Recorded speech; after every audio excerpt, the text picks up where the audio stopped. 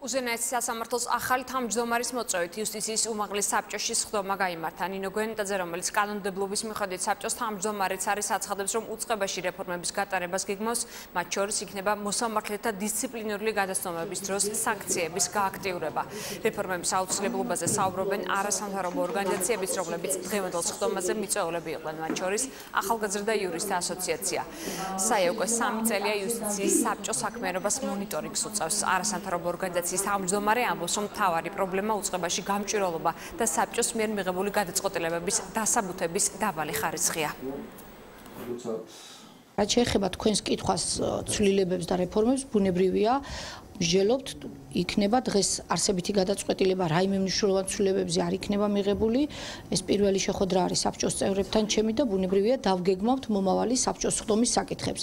განსაკუთრებით მნიშვნელოვანია შემდგომი სხდომა, რომელსაც მე ვერ უთავმჯდომარევებ, რომელიც მოსამართლეების გამწესების საკითხს შეეხება.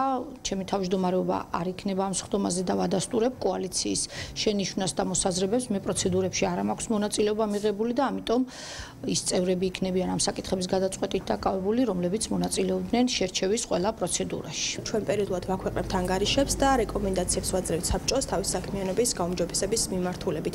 ძირითადი ორი მიმართულება, რაც პრობლემურია წლების განმავლობაში, ეს არის საბჭოს საქმიანობის გამჭვირვალობა.